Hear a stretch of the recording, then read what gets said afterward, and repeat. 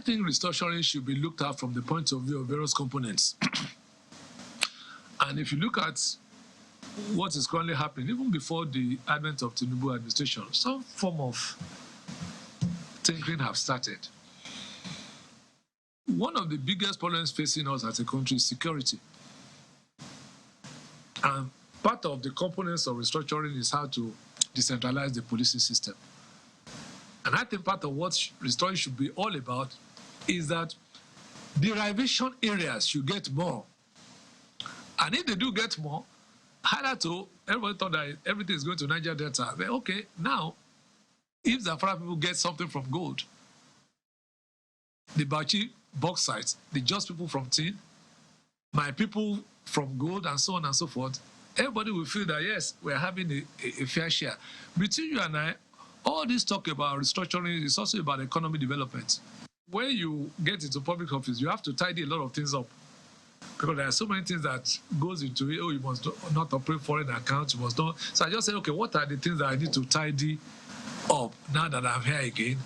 And this issue of double payments came. I said, okay, look, let us just remind the governor that from this date, I have now been signed it, and I hope that from that date, I'll be receiving my emoluments as a senator of the Federal Republic. So kindly step down the one that you are doing for me. Probably after Senate, I will decide, depending on what the law says, whether there will be severance, pension for senators or pension for governor, and then probably say, okay, which one do I want to, or which one does it not permit you? So it's just so simple. But I was really shocked to see that it has generated so much interest.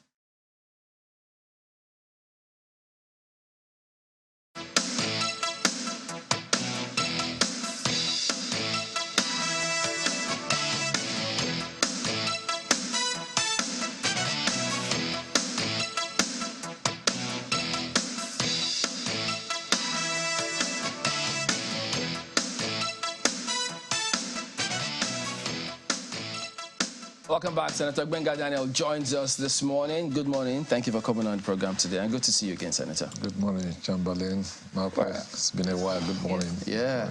I mean, hearing you talk about you being surprised that it's generating this kind of reaction, you're asking that, look, these emoluments, these pensions, it's not been coming anyway, so what's the point?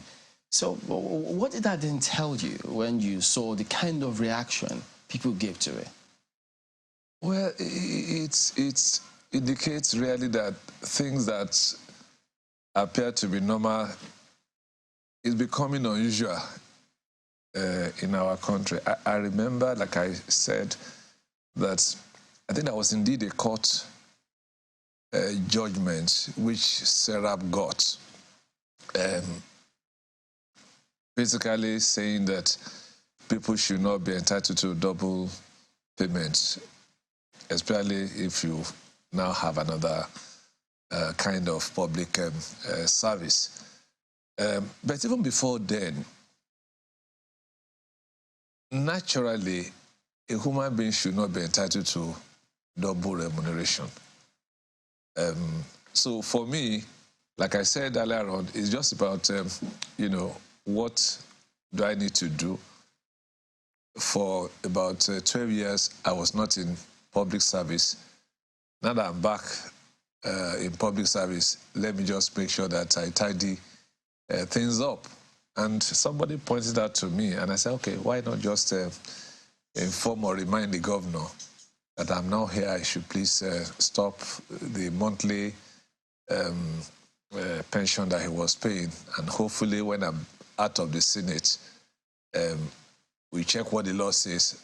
If ex-senators have emoluments, then maybe that's the one I'll continue, or then revert to the one that the government was doing as a former governor. So it's as simple as that. But looking at what it has generated, it clearly goes to show that people are not happy with public, figures any longer. People are skeptical that they will not do the right thing. And I think it's time we start to to lay good examples.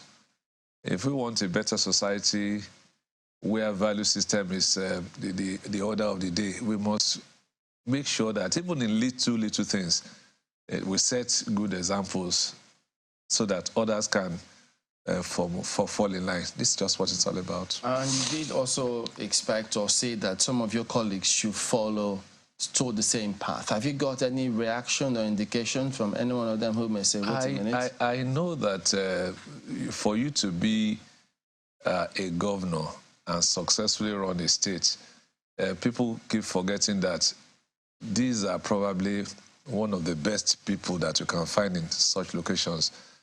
And I have no doubt in my mind that everybody will now check.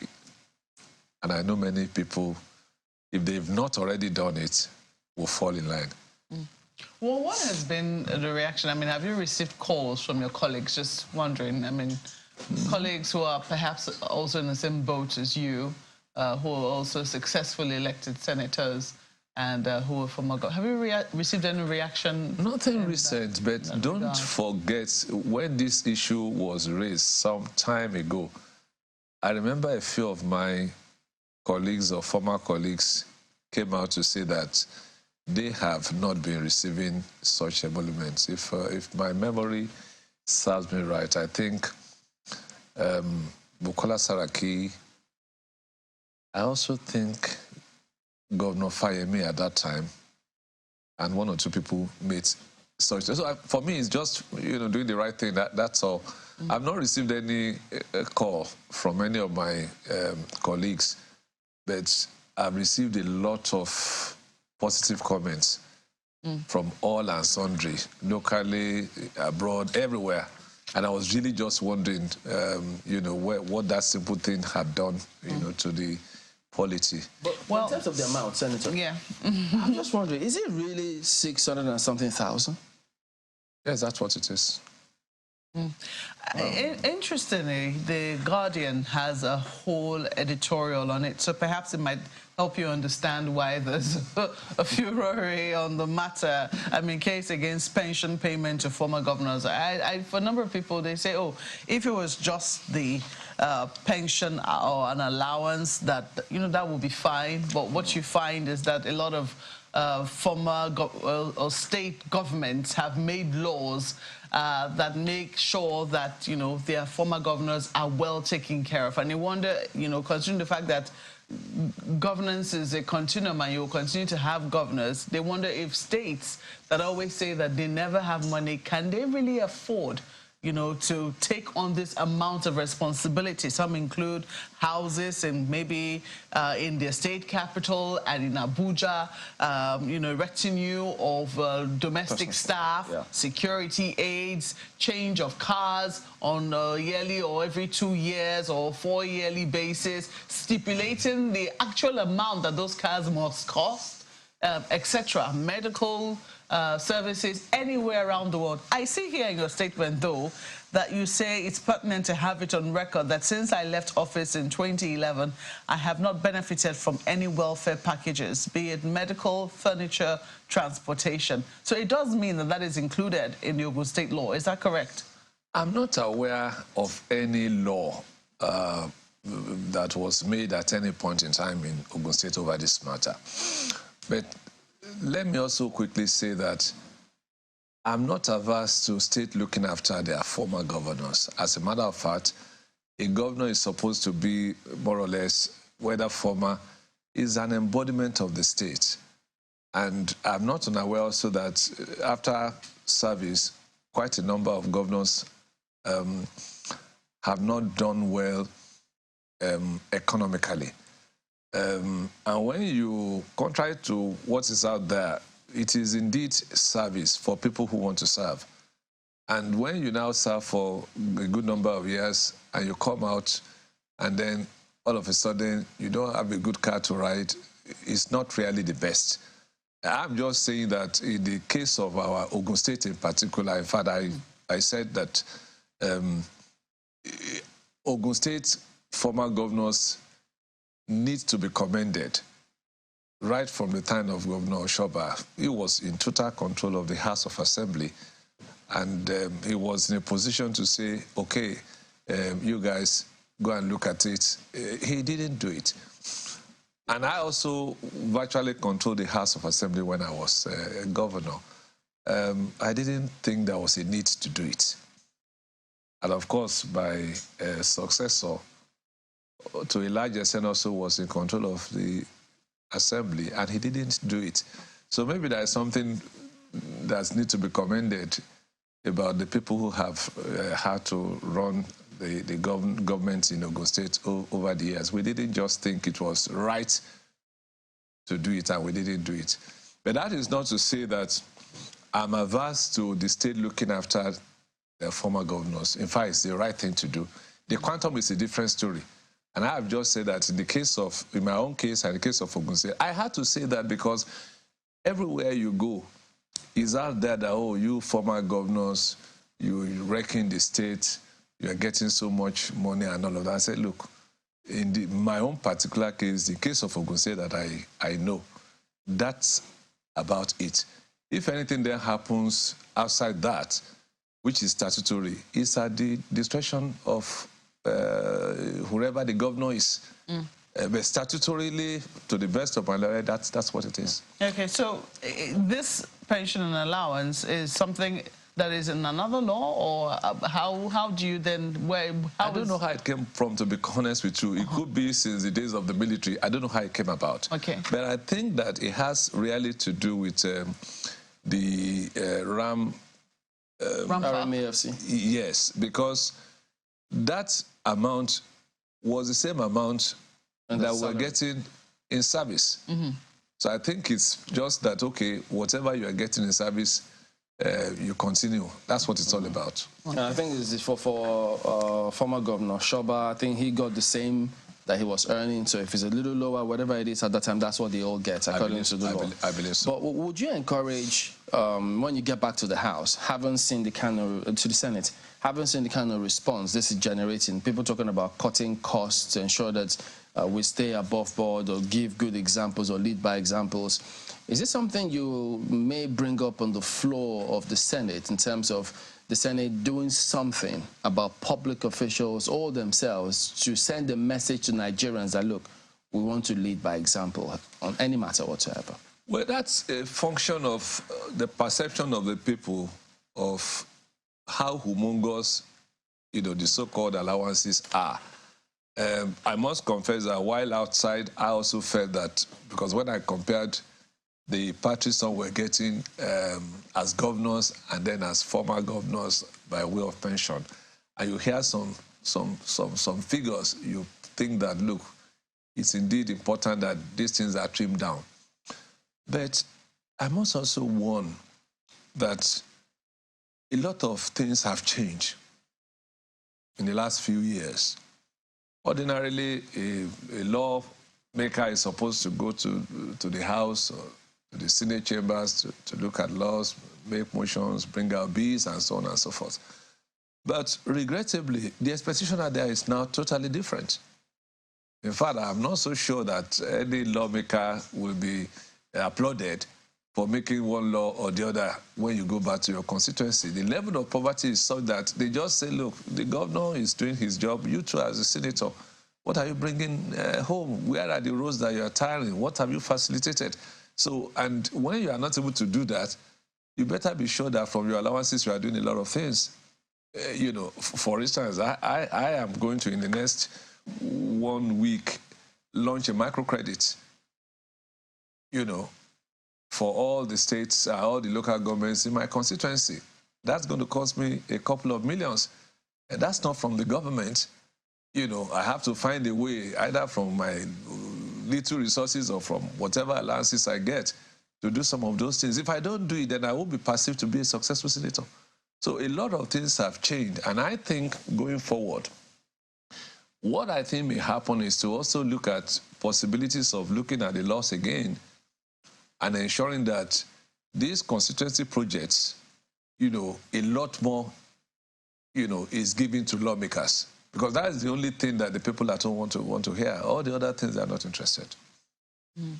Even though at that point, that argument about constituency project, I'm sure, who knows, when that comes up, there will be a lot more perspective about it, because the management of it at the time was a huge bone of contention, where people thought, wait a minute, because, of course, you'll always have persons who may not use it for the essence of which you're mentioning, for instance. So the question of abuse, should that also be addressed?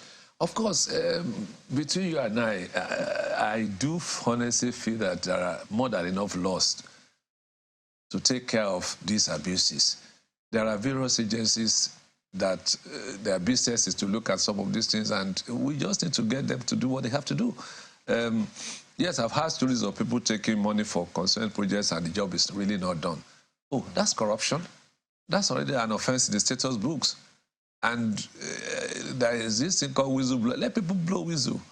I think we should do a lot more openly as we evolve, you know, in this democratic experiment. So I don't really think that the management that you're talking about is such a big issue. I'm, however, also of a view that when you look at the macroeconomics of what is going on, the biggest challenge we have in our country, quite honestly for me, is capital flight. How is that? Which means that if resources are left deliberately within the space called Nigeria, whether you like it or not, that money will continue to circulate in Nigeria, and it has great multiplier effect on the economy. I don't know whether I'm correct. This is another big issue. This is another big issue. And I learned a lot of this from the Jewish model. So that if you look at them, you can say that they're tribalistic, whatever you want to call them, but you go to the Jewish community and they make sure that their resources go around within that community. If we can also try in our country and as much as possible keep resources within, and I'm talking in terms of virtually everything. But largely politicians who take our money out of the country, largely?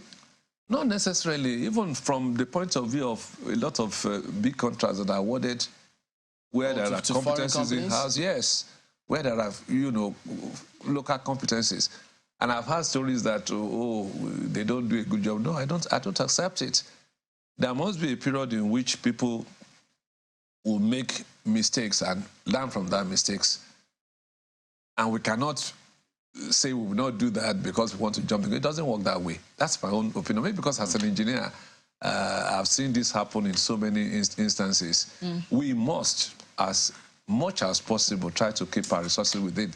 So whether you're talking of constituency projects, whatever it is, keep the resources there. If it's mismanaged, let the agencies that look after such things do what they have to do. Well, I know I still remember Ogroma and the fact that while you were governor, you know, you tried to make sure that the agency statutorily responsible for that in the state handled as much of the jobs as much as possible.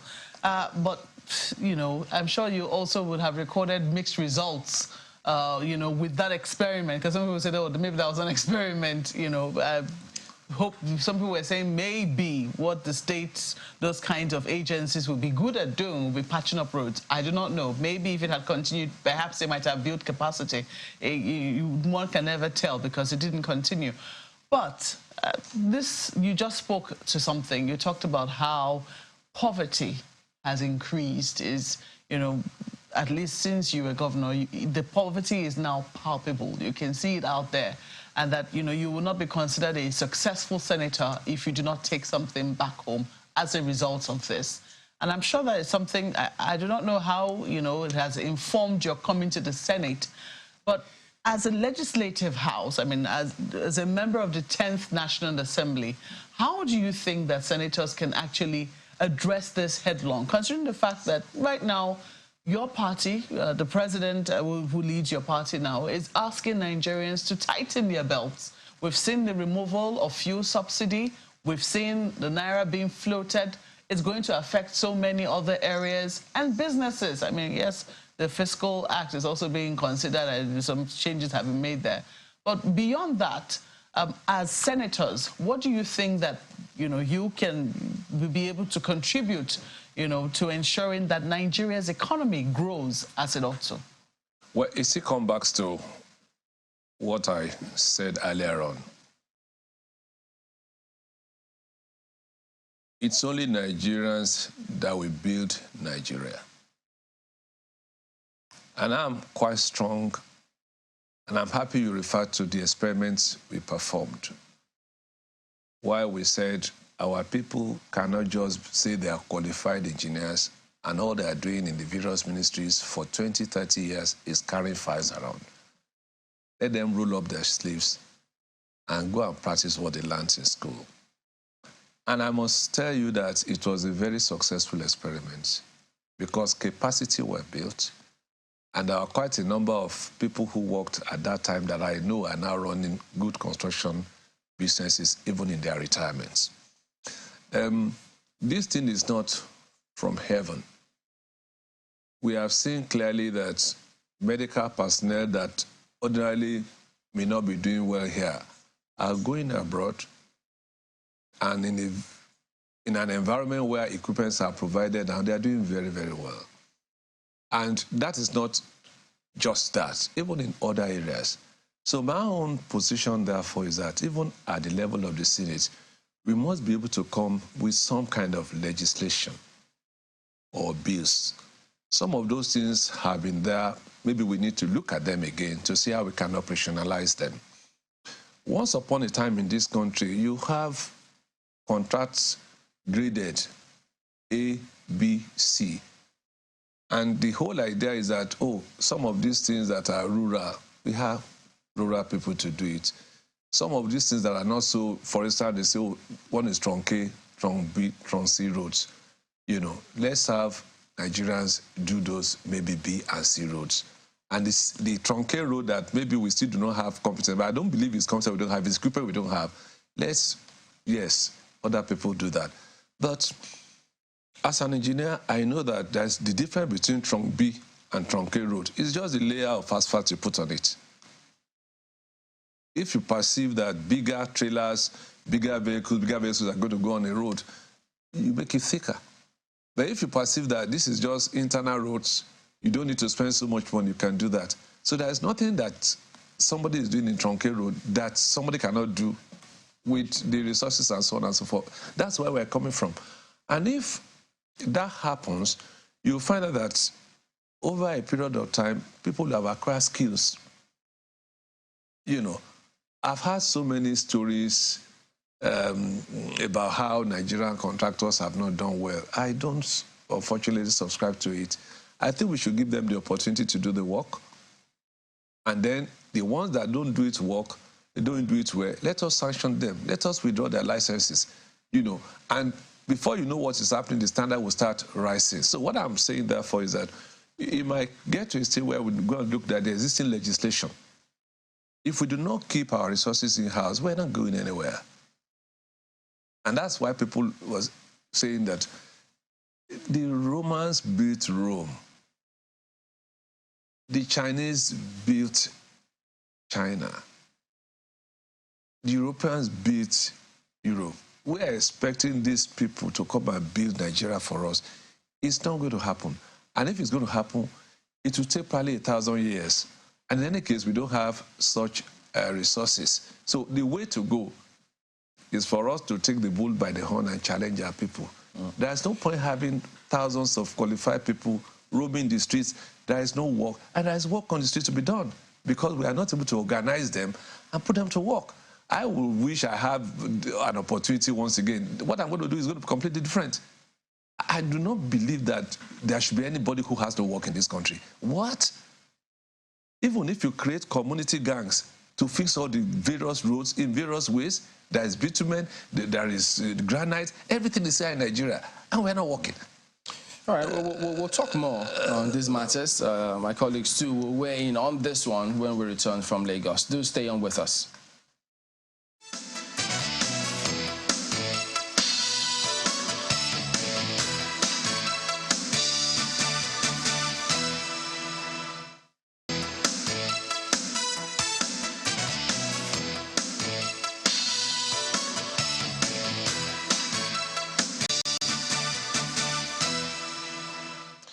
Thank Thank you for staying with us. Well, good morning, Senator Daniel. It's interesting we have to transit from Your Excellency, the Governor, to Senator. Well, you know, permit me to take you back to the conversation we started with, the decision you took to set an example of sorts. There are those who will see your decision to make that announcement public more politically than the propriety of it, given your relationship with Governor Abiodun. I mean, especially in recent time. How would you respond to them? First thing first, it wasn't a public letter. You know, there was no issue of making the letter public. But of course, you know, in this day and age, nothing happens. The letter will have been delivered at the governor's office. Somebody will have stamped and signed for it. And in this day and age of the internet and all of that, there is virtually no letter that is not out there. So it wasn't meant to be a public letter. So I need to clarify that. Now, and it has nothing to do with a relationship. I've just said it. On the 13th of June, I was sworn in with others, and next day I was doing my, I was doing my checks. What is left? Is there? Do I still have any foreign account? You know, is there something that I need to? Now that I'm now a public officer, and somebody pointed out to me that look, you know, you need to get them to stop your monthly pension now that you'll be collecting salaries from the National Assembly. And so that was the reason for that. And in any case, talking about my relationship with the governor, there is absolutely no issue with my governor. He's my governor. We don't have to agree on everything. We disagree to agree. But the important thing is that he has a job to do, and he's doing it to the best of his knowledge. And as I've been governor since 20 years ago, it's incumbent on us to try as stakeholders to try in our own bit to support him, to also help him not to fall into some of the pitfalls that we fell into. It doesn't go beyond that, and all of this in the overall interest of our people. We'll continue to do that, but there is no fundamental disagreement, I can assure you. Well, there are those, I mean, first of all, you tweeted after you sent the letter, you made it public yourself by tweeting about it, telling us that, I mean, you've made this announcement and all of that. Well, I'm pretty sure you know why the rift, or maybe just a small tiff, that I might refer to in the build-up to the elections and after the general elections of February and March, where some people are saying it's because you supported or you didn't support that, the quantum of votes and all of that, went the way it was. So that's the premise upon which I was speaking. The reason I actually brought that is to see the significance of politics in governance, because for some people, drawing the line between politics and governance can be an issue, both for the politicians and their supporters, as well as those who are in the gallery.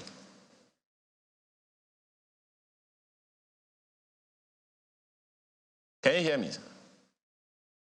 Yes, better now. Okay. I mean, I said the reason can you hear me now?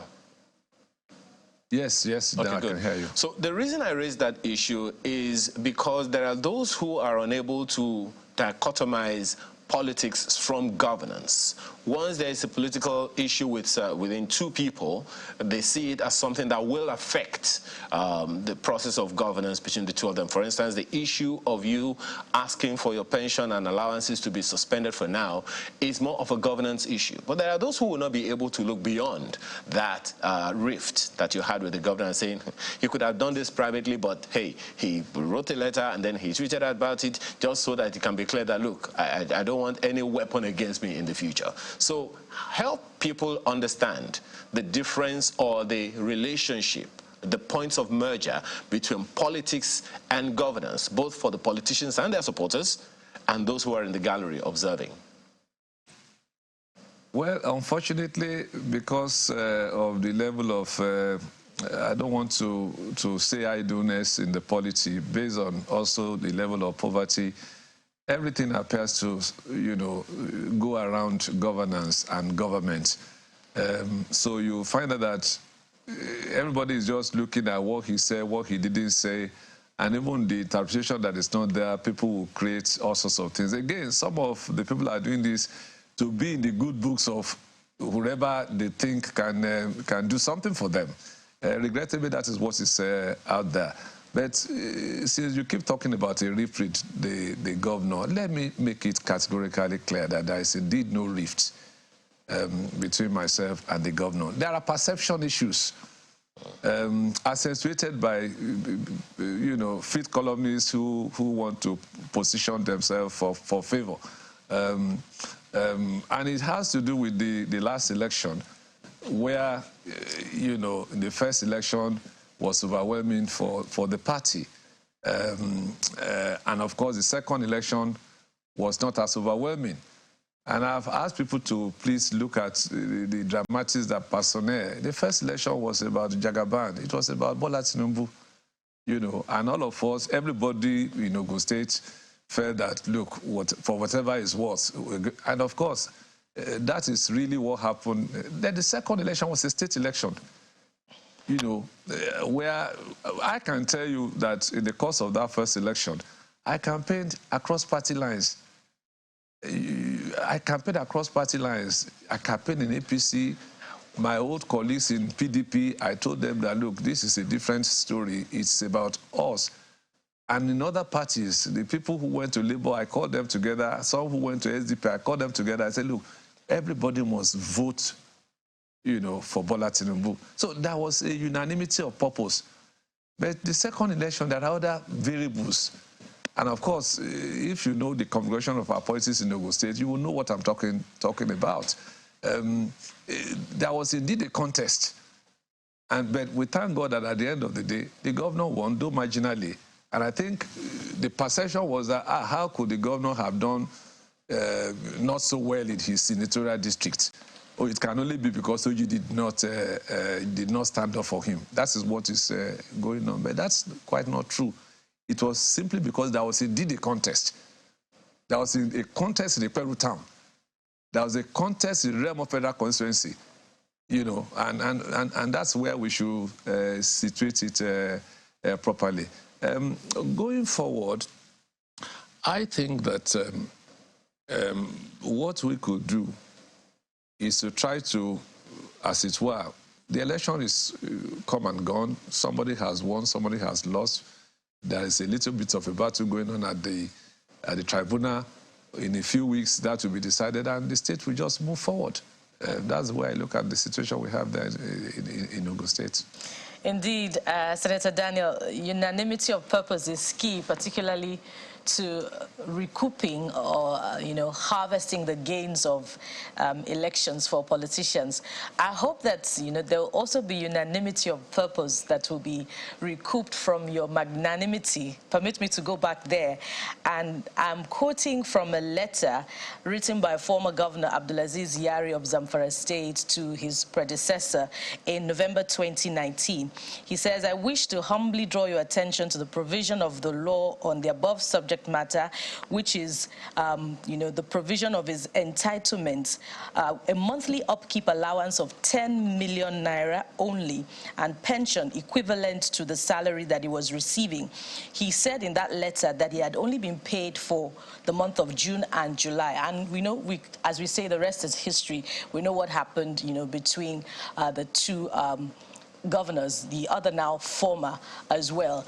I wonder if this is the case across board for all former governors. Senator Daniel, is the allowance to the tune of 10 million naira per month besides the pension that former governors are entitled to? And if this is the case, is the RMEFC fully aware of the situation as it is? I'm not aware, and let me say this. I said that earlier on, that apart from the statutory allowances, if any other thing happens, to the best of my knowledge, it's at the discretion of the governor that is in situ. There are quite a number of things that governors do with resources in their hand. sometimes from their security votes, in their perception, they can decide that, okay, I want to be giving my predecessor so much. There is no law that says it is 1, 2, 3, 10, or 50 million, to the best of my knowledge, except in a few states where certain laws have been passed at the various houses of assembly. So if there was a 10 million in Zamfara state, I think it is, in my own opinion, I don't have the information, it may be according to the whims and caprices of the sitting governor, who thinks that he thinks to look after his predecessor one way or the other. Let me also say this. I said it earlier on. Either a sitting governor or a former governor, they are the face of the state. And I don't think any indigenous of a state will be happy to find, for instance, his former governor hopping into a Uber or things like this, or his rickety car is breaking down on the road. I can tell you, when I was a governor, for instance, one of our predecessors, a former military and me, came to pay a courtesy call on me. And then by the time I escorted him outside and I saw the vehicle, I was quite ashamed. And of course, I found a way of, doing something about it. So these sort of things do happen from time to time, but I'm not aware that there is anywhere where somebody says somebody should get a certain amount for upkeep. It's at the discretion of the Governor Institute. Well, in that suit that you quoted, filed by SERAP against the federal government for failing to recover double emoluments from former governors who had served as ministers and, senators in the federal parliament, the figure quoted was to the tune of 40 billion naira.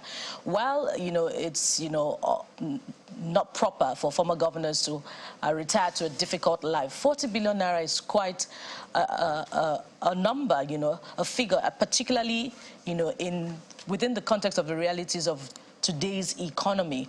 Don't you think that, others should tow your path? Well, the others have their discretion to exercise their own discretion, but don't let us confuse the public with the figure 40 billion. How many governors are we talking about in how many states? So if you break it down, I don't know, since the advent of this current, in 1999, this current experiment, there are states that have had maybe 4 governors. In Ogun State, Chief Oshoba was governor, I've been governor, Amosu is governor, now we have Governor Dapo, but already 4 governors. So if you look at that over 36 states, we are looking at how many governors, 120 governors or former governors, as it were. Now, if you divide that into 40 billion, it may not be as huge as the way you are presenting it. But having said that, my own opinion is that it is better to even stop collecting the money now, rather than to now accumulate it, because I know how this country works. One fine day, one day or the other, everybody will have to refund it. So that's the way it's going to go. I know one fine day, there will be some more serious court judgment and people will be compelled to refund it. So why do you want to collect the money now cumulatively? You spend it and maybe 5, 6, 7, 8 years down the line, somebody comes and say, this money, you have to refund it. Where are you going to find the money?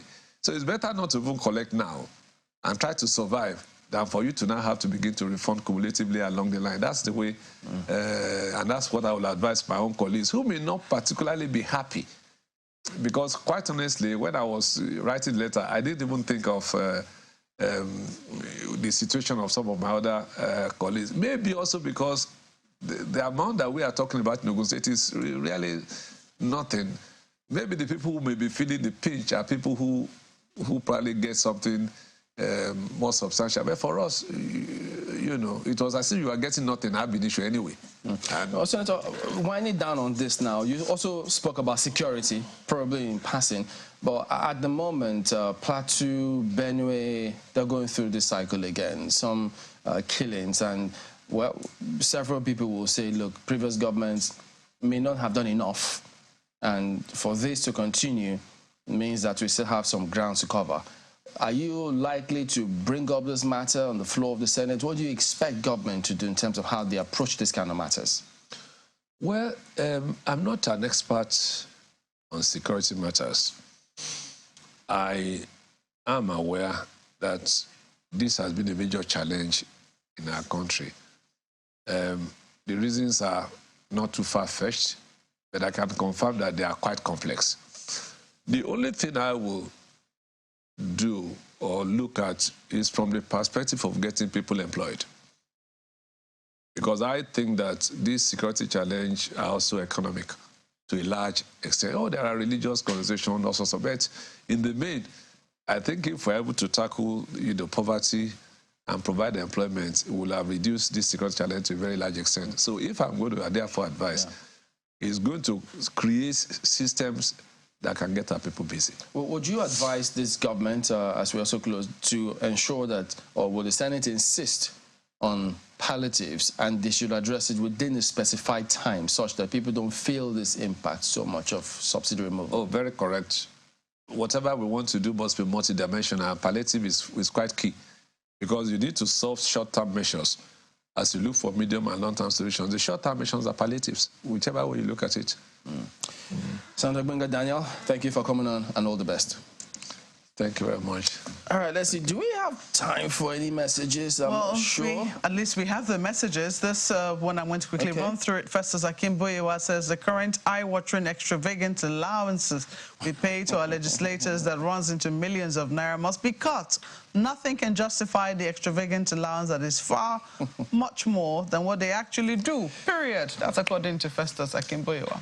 Okay, well, we hear you. Olagunju says an overlapping benefit that is unjustifiable as it allows politicians to collect multiple sources of income from public funds. I understand the former governors and their entitlements vary among states, as the responsibility for determining these benefits lies with the respective state governments. However, we need to review and look at the various laws and policies, such as the Constitution of the Federal Republic of Nigeria and the remuneration of public, political and judicial office holders, and state-level legislation that determine the case of double remuneration. Well, this one is from Edmund Otuchikere. I hope I got your name correctly. And he says, constituency projects given to lawmakers, in my opinion, is another form of corruption. They got into the legislative chambers to make laws and not struggle for juicy contracts and committees. The proper thing is for the local government areas to budget for projects and advertise for competitive bidding.